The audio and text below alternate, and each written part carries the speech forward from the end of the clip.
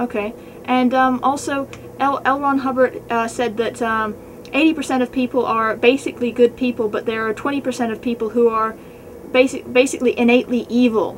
Can you tell me maybe if you've heard a bit about that, or it seems to be an arbitrary number that he pulled out of his ass on that one. Can you tell me when the Church of Scientology considers that somebody falls within that 20% of being evil towards the Church of Scientology, do they consider that it is, I mean, people who are in the Church of Scientology, do they consider that it is reasonable to lie and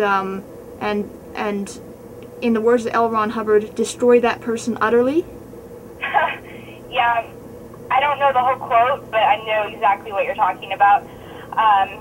Yes, that is true. I don't know about the percentage, that I don't know, of people that are evil or suppressive. But yes, they do have that policy to be able to blackmail them, destroy them, whatever it says. That's very true. When it says destroy somebody utterly, can you tell me maybe what extent that is applied in the Church of Scientology? Utterly? Yeah? Utterly? Well, my interpretation is they're not going to go kill somebody. I don't think they're going to intentionally do that at all. Okay. I think it just means destroy their reputation. Okay. Oh, well, that's fine then. I mean, that's not much of a threat for me, because as far as I'm concerned, they can get in line for me. But yeah. I don't mind that at all. I mean, you said you were concerned about me being fair gamed, but if that is the worst that they want to do, that's fine with me. I'm not at all worried about that. Yeah, and yeah, I think you're safe. They try to destroy your reputation. Sometimes they'll do, but you're not doing anything against the law, so you're fine. Okay. And yeah, I do try to be careful about, to be exact, so that I'm saying, I mean, you've kindly agreed to talk to me, and we're going to refer to you as Invisible Girl. Now, there's no way that I can prove that you were in Scientology, but this is an interesting point, and people can take it for what it's worth. And I never made any claim to know that you were absolutely in the Church of Scientology, but because of the amount of detail that you give me, it is compelling evidence that you were. Yes, thank you. Can you also tell me a bit about what is called the punishment program? When somebody requests to leave the Church of Scientology, apparently the leaving process can take up to 3 years. And can you tell me basically about the leaving process? Did you give notice when you wanted to leave? Yes, I did. Basically after the thought of committing suicide. That was after you thought about committing suicide? I'm just going to talk to them first. Okay. See if I can even leave, because I hadn't even tried that.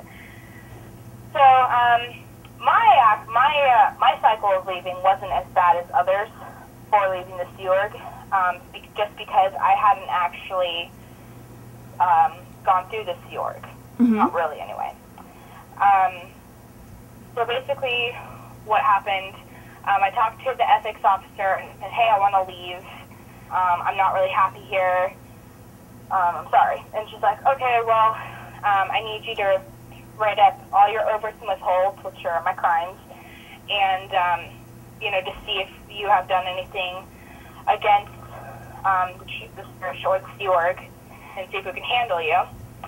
And so I did all that just to humor them, and then I got to leave. But then I rejoined the church where I used to live after I left the Sea Org. That was a whole nother cycle.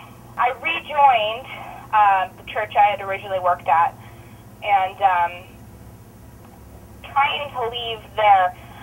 Actually, when they wanted to rehire me, I told them I didn't want to work there because I was planning on moving somewhere, and that I could see a point of me starting to work there.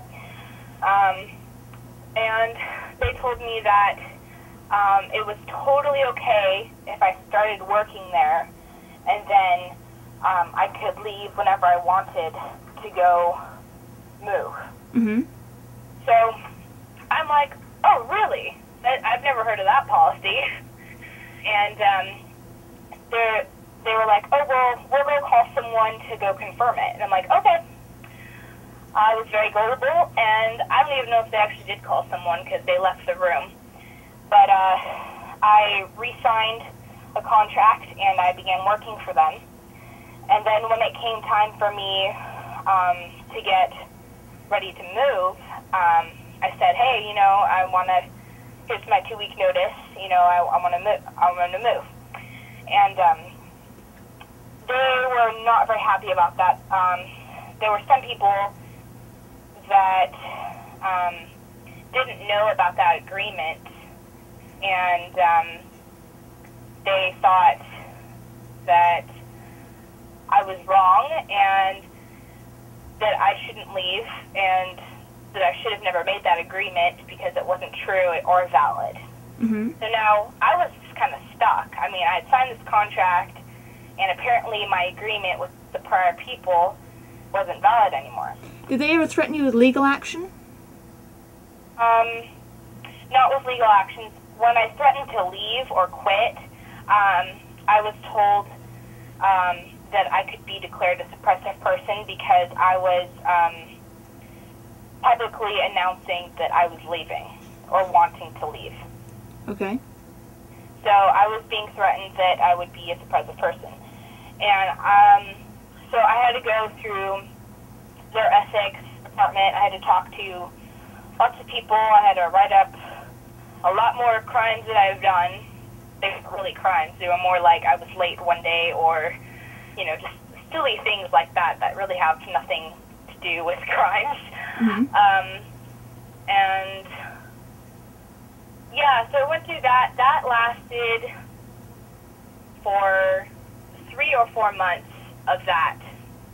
Really? So you had to stick around for another 3 or 4 months, basically, before they would let you go without having this, without being declared a suppressive person? Yes.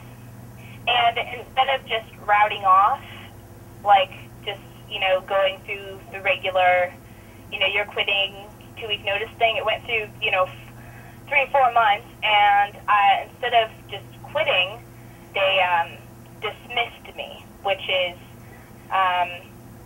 not being, well, it is kind of being fired, but dismissed basically means that I can't work at another church unless I go through their ethics program. And if I had done any courses there while I worked there, I would have to pay all of that off before. Luckily, I didn't. And, yeah, so that's what that means. Yeah. I was wondering, can you tell me how much did they pay you per hour while you worked for the Church of Scientology in the Sea Org? Can I ask that? Yeah, I actually didn't get paid anything in the Sea Org. You didn't get paid anything? Yeah, because I didn't work. I was hurt the entire time. You were what the entire time? My foot was hurt the entire time I was. Okay. Can you tell me maybe what the wages of people who work in the Sea Org are? Do you know that? I don't know the exact amount, but I will tell you this.